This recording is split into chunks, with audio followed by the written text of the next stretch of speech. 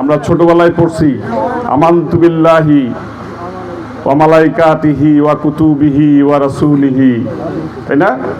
আমরা আল্লাহকে বিশ্বাস করি, ফেরেশতাগণকে বিশ্বাস করি, কিতাবকে বিশ্বাস করি, পড়ি না? আবার আমরা নামাজে কি পড়ি? ইয়াকা না'বুদু ওয়া ইয়াকা নাস্তাইন। আমরা এক আল্লাহর কাছে ইবাদত করি এবং তার কাছেই সাহায্য প্রার্থনা করি। এই কথাগুলো কেন বললাম? আমি আমার জীবনে আজকে একটা চমৎকার বক্তব্য শুনছি আমাদের প্রিয় নেতা, বাংলাদেশ জাতীয়তাবাদী দল বিএনপির চেয়ারম্যান জনাব তারেক রহমানের। উনি নির্বাচনী প্রচারণা শুরু করেছেন সিলেট থেকে। উনি সিলেটে একটা চমৎকার বক্তব্য দিয়েছেন। আপনারা এখানে অনেকেই হজ করছেন না? কারা কারা করছেন একটু হাত তোলেন তো। তো আমাদেরকে কে সৃষ্টি করছে? আপনি যে হজে গেছেন, আমরা কাবা ঘর তাওয়াফ করি পবিত্র। কাবার মালিক কে? আল্লাহ। বেহেশতের মালিক কে? আল্লাহ। দোজখের মালিক কে? আল্লাহ। তো যেসব জিনিসের মালিক আল্লাহ, তো সেগুলোর টিকিট আমরা কি বিক্রি করতে পারবো? না। তাইলে কি এটা শিরক করা না? তো শিরক করলে কি হয়? কিরকম গুনাহ হয় হুজুররা বয়ান করবে। আজকে বাংলাদেশ জাতীয়তাবাদী দল বিএনপি নীলফামারী 3-এর আলহাজ সৈয়দ আলী সাহেবের এই উদ্বোধনী জনসভায় উপস্থিত আজকের এই পদসভার সম্মানিত সভাপতি একটু আগে অত্যন্ত চমৎকার বক্তব্য দিয়েছেন। আপনাদের অনেকের প্রিয় নেতা, আমার অনুজ অনেকের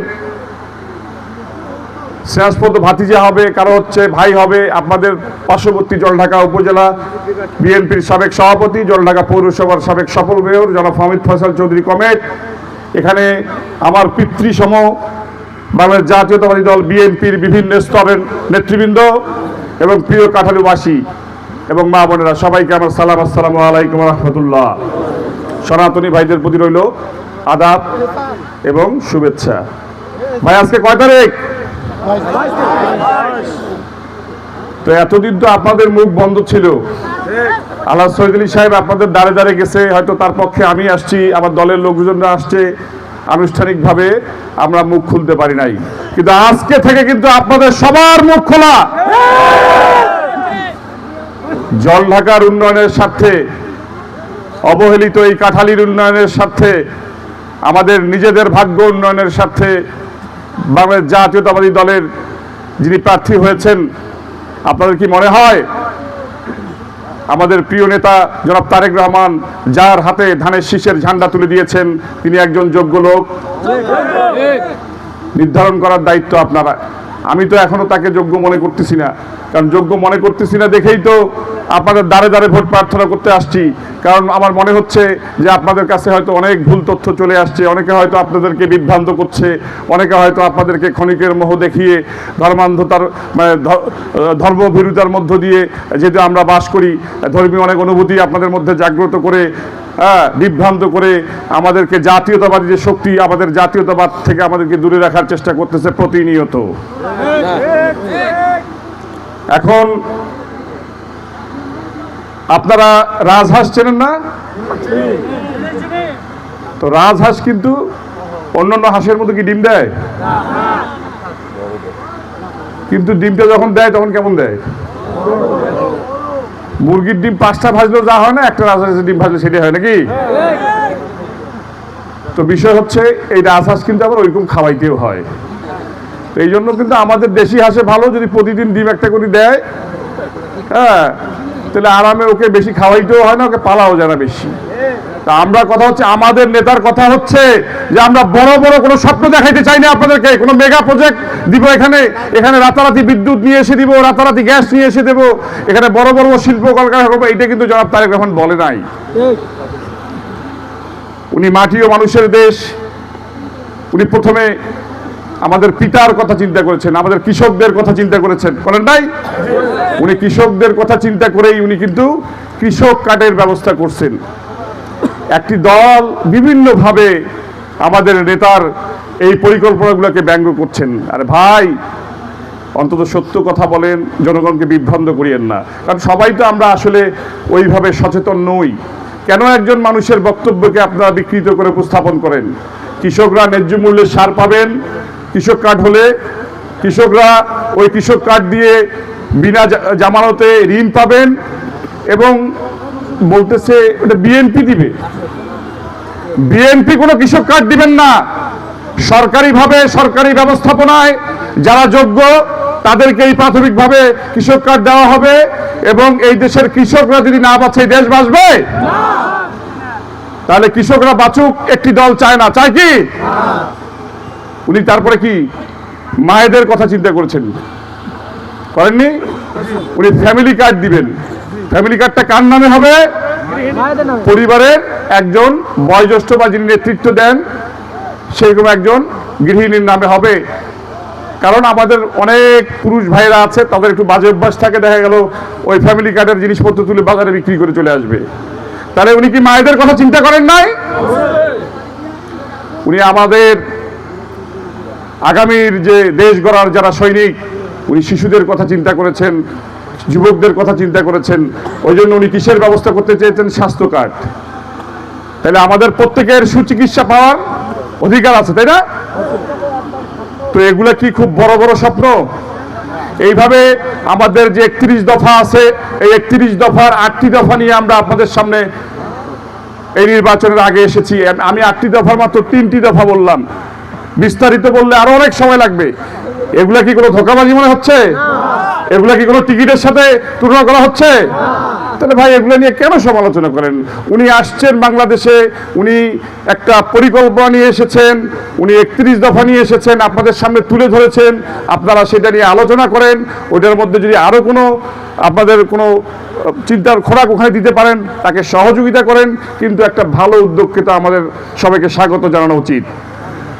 তো যিনি দেশের জন্য, দেশের মানুষের জন্য, দেশের মায়েদের জন্য, দেশের বাবাদের জন্য এত সুন্দর পরিকল্পনা নিয়ে এসেছেন, সেই বাংলাদেশ জাতীয়তাবাদী দল বিএনপি নীলফামারী 3-এর মনোনীত প্রার্থী আলহাজ সৈয়দ আলী, তাই না? সৈয়দ আলী সাহেব কেমন লোক সেটা আমি বললে হবে? এখন ভালো লোক এই জন্যই হয়তো আপনাদের মতো আমি বলতে পারি যে উনি আপনাদের একজন পরীক্ষিত সেবক ছিলেন। উনি 2009 থেকে 2014, 2014 থেকে 2018 শেষ পর্যন্ত আপনাদের ভোটে নির্বাচিত উপজেলা চেয়ারম্যান ছিলেন। সত্য?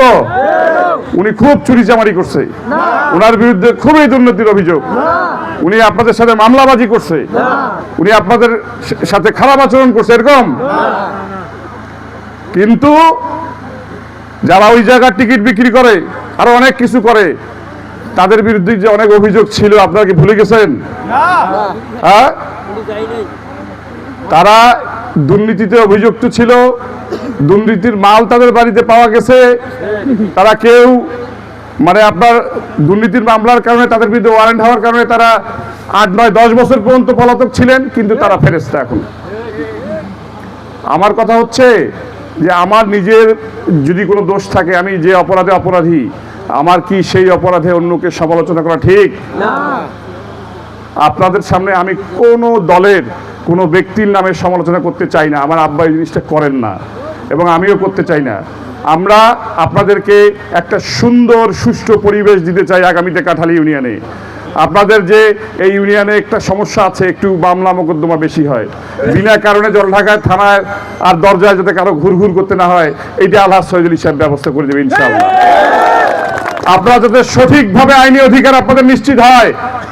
আপনারা যে দলের, যে মতের, যে ধর্মের হন না কেন, কেউ কোন দলীয় প্রভাব আপনাদের উপরে বিস্তার করতে পারবে না। আপনারা নিয়ে আসেন, কাগজ নিয়ে আসেন, আমি লিখে দিচ্ছি, নিশ্চিত হতে পারে এই বিষয়টা আপনারা। কারণ তখন যদি কেউ প্রথম প্রতিবাদ করে, তখন আমিই করব। কারণ মানুষকে দেয়া কথা যদি আমরা রাখতে না পারি, আগামী এর পরবর্তী সময় যে কোনো ভোটেই যদি আমরা আসি, আপনাদের সামনে আসতে পারবো? মেয়র সাহেব আসতে পারবে? আমাদের নেতারা আসতে পারবে? তাহলে কথা দিলে। আর আমার আব্বা তো আপনাদের কাঁঠালীতে কোনো কিছুই, কোনো উন্নয়নই তো করেনি, তাই না? আপনারা একটু বলেন তো, যে আপনারা কোনো ধর্মীয় প্রতিষ্ঠান হোক, এই বিষয়গুলো নিয়ে ওনারা অনেক ব্যঙ্গ করে। উনি কি কখনো উনি কোন ধর্মীয় প্রতিষ্ঠানে কি দান করছে আমি নিজেও জানি না। উনি যে এই যে নির্বাচনে বের হচ্ছে, উনি কি কোনোদিন বলছে যে এই জায়গাটাতে এই মসজিদে আমি এত টাকা দিয়েছি, এই মাদ্রাসায় এইরকম সহযোগিতা করছে, আমাকে ভোট দিয়েন? আর ভাই উনি যদি নিজেই এইসব বিষয় ওনার ভোটের ক্ষেত্রে উনি তুলে না ধরেন, তাহলে আপনারা কেন সমালোচনা করেন? এই বিচারটা আমি আপনাদেরকে দিলাম।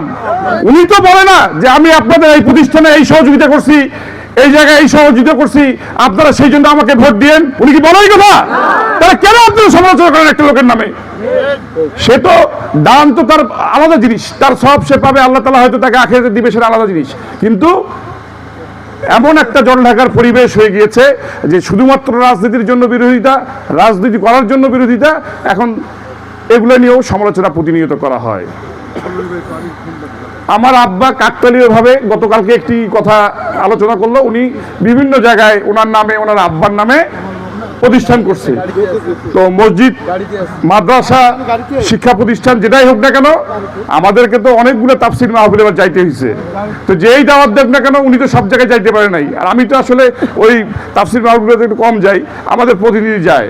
তো কাকতালীয়ভাবে আমার আব্বার নামে হোক, আমার দাদার নামে হোক, বা অন্য কারো নামে কোনো প্রতিষ্ঠানগুলোতে যদি একটি বিশেষ দলের কাউকে দাওয়াত করা হয়, ওনার হয়তো অনেক জায়গায় গেছেন, কিন্তু আল্লাহর ওয়াস্তে কোথাও একটি টাকাও দেন নাই। তাহলে কি আলহাজ শহীদুল সাহেবের নামে ওই প্রতিষ্ঠানটা কি কোনো অন্যায় করছে, কোনো অপরাধ করছে? আমি আর একটা ব্যক্তিগত অভিজ্ঞতার কথা বলি। এই বছর আমি 16ই ডিসেম্বর জলঢাকা সকালবেলা আসলাম, আমাদের দলীয় প্রোগ্রাম আছে। বিএনপি যেহেতু জাতীয়তাবাদী আদর্শে বিশ্বাসী একটা দল, আমরা আমাদের শহীদদেরকে স্মরণ করি, মুক্তিযোদ্ধাদেরকে স্মরণ করি। তো আমি সকালবেলা গাড়ি নিয়ে ঢুকতে পারতেছি না, দেখি 6 বছর, 7 বছর, 8 বছর, 10 বছর এরকম বাচ্চারা টুপি মাথায় দিয়া রাস্তার দুই সাইডে এমন জাম, গাড়ি আগাচ্ছে না। তো এই বাচ্চারা এতিম, না হলে খুব দুস্থ পরিবারের কোনো মাদ্রাসার এতিমখানে থাকে, তাই না? তো এদের কি রাজনীতি করার বয়স হয়েছে? কারা তাহলে এদেরকে ব্যবহার করার জন্য সকাল 7টার সময় রাস্তায় দাঁড় করাই দিয়েছিল? আমি চিন্তা করে দেখলাম, তো আমরাও তো নিজেরা পরিচালনা করি, অনেকগুলো মাদ্রাসা আছে। এই বিভিন্ন ইউনিয়নের নেতাদেরকে ফোন দিচ্ছে, হ্যাঁ এখনো লোক আসে নাই, আপনার কতগুলো লোক আসলো? কই, আমরা তো আমাদের কোনো মাদ্রাসার ছাত্রকে, কোনো হুজুরকে কোনোদিন বলি নেই চলেন আমাদের মিছিলে চলেন। বলছিলাম? কাঠালি তো কয়েকটা প্রতিষ্ঠান আছে, কি হুজুর বলছিলাম নাকি? তাহলে কারা ধর্ম নিয়ে কি করে, ব্যবসার কথা শুনতে আর ভালো লাগে না, ধর্মকে কারা ব্যবহার করে এটা আপনারা চিন্তা করবেন। আর আপনাদেরকেও মরতে হবে, আমাদেরকেও মরতে হবে, এটাও আপনারা চিন্তা করবেন। আমাদেরকে একদিন আখিরাতে ফেরত যাইতে হবে। তো আমি বলবো, আগামী 12ই ফেব্রুয়ারি আমাদের শুধু জলঢাকার উন্নয়ন না, আমাদের আর্থসামাজিক উন্নয়ন না, আমাদের ধর্মীয় যে মূল্যবোধ সেটাকে টিকিয়ে রাখার জন্য, এই বাংলাদেশি বাঙালি জাতীয়তাবাদকে টিকিয়ে রাখার জন্য এবং আগামীর জলঢাকা বিনির্মাণের জন্য আমাদেরকে একটা নতুন যুদ্ধে অবতীর্ণ হতে হবে। কিন্তু এই যুদ্ধে আমরা বোম মারি, স্কার্ট মারি, ক্ষেপণাস্ত্র মারি, আমাদের ওষুধ কি? ভোট। আপনারও একটা, আমারও একটা, সবগুলো একসাথে জড়াইতে হবে, তাইলে একটা বোম হবে, তাই না? তাহলে আপনারা কি সবাই ভোট সেন্টারে যাবেন? কারা কারা যাবেন একটু হাত তোলেন। কারা কারা ধানের শীষের ঝান্ডা উপরে তুলে ধরবেন? আপনি হাত তোলেন। আপনারা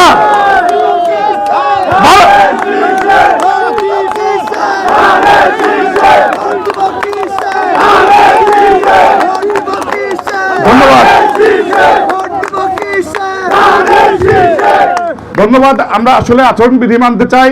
8টার মধ্যে মাইক বন্ধ করতে হবে, আর 2 মিনিট সময় আছে। আমি আপনাদের কাছে আমার আব্বা আলহাজ শহীদুল সাহেবের জন্য দোয়া প্রার্থনা করছি। আমাদের পার্টির সাবেক চেয়ারম্যান, প্রিয় নেত্রী, সাবেক 3 বারের প্রধানমন্ত্রী, গণতন্ত্রের মাতা, আপসহীন দেশনেত্রী মরহুয়া বেগম খালেদা জিয়ার জন্য আপনাদের কাছে দোয়া প্রার্থনা করছি। শহীদ রাষ্ট্রপতি জিয়াউর রহমানের জন্য দোয়া প্রার্থনা করছি, এবং আমাদের প্রিয় নেতা জনাব তারেক রহমান, আগামীর বাংলাদেশের রূপকার, যার হাত ধরে আগামীর বাংলাদেশ আমরা এগিয়ে নিয়ে যাব। একটা নতুন স্বপ্ন দেখতেছি বাংলাদেশিরা। তার সুস্থতা এবং নিরাপত্তার জন্য আমরা মহান রাব্বুল আলামিনের কাছে দোয়া করি। এবং সবচেয়ে বড় কথা, আমরা হিংসার রাজনীতি এই জলঢাকায় আর দেখতে চাই না। আমরা বিভেদের রাজনীতি আর এই জল ঢাকায় দেখতে চাই না। আমরা চাই ঐক্য, ঐক্য, ঐক্য। আমাদের প্রিয় নেতা বলেছে আগামীর বাংলাদেশ হবে শান্তি শৃঙ্খলার, যেখানে একজন মা নিশ্চিন্তে বাড়িতে থাকতে পারবে যে তার সন্তান বাসা থেকে বাইরে গেলে নিরাপদে সে বাসায় ফিরতে পারবে। ওই বাংলাদেশ আমরা করতে চাই। সবাইকে ধন্যবাদ জানিয়ে এখানে যারা উপস্থিত হয়েছেন কষ্ট করে আপনাদেরকে আন্তরিক অভিনন্দন জানাচ্ছি। আমি আপনাদের প্রতি কৃতজ্ঞতা প্রকাশ করছি যে আপনারা এত কষ্ট করে এই আজকে আমাদের এই প্রথম নির্বাচনী জনসভা, মেয়র সাহেব বলছে ছোটখাটো অনেক ভুল ত্রুটি থাকতে পারে, আপনাদের কাছে আমি করজোরে ক্ষমা চেয়ে নিচ্ছি আয়োজকদের পক্ষ থেকে। এবং আমার অনেক তরুণ যুবক ভাইরা আছে যারা আগামী দিনে ঝান্ডা বহন করবে, তাদের মুখের যে হাসি, সে হাসি যেন আমরা ধরে রাখতে পারি, তাদের জন্য কর্মসংস্থানের ব্যবস্থা করতে পারি, এই আশাবাদ ব্যক্ত করে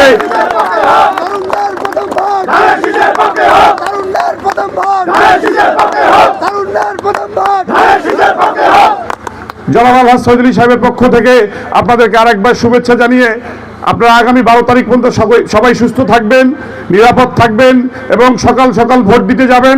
দয়া করে কেউ গরম ভাতের আশা করিয়েন না, ভোটটা দিয়ে আসিয়ে গরম ভাত খাইয়েন, এতে ভেজাল হয়ে যাবে। এবং আমাদের গণতন্ত্রের মাতা বেগম খালেদা জিয়ার যে রাজনৈতিক আদর্শের দল বাংলাদেশ জাতীয়তাবাদী দলকে আমরা যেন সরকারে নিয়ে যেতে পারি, এই আশাবাদ ব্যক্ত করে আমার বক্তব্য এখানে শেষ করছি। আসসালামু আলাইকুম ওয়া রাহমাতুল্লাহ। বাংলাদেশ জিন্দাবাদ।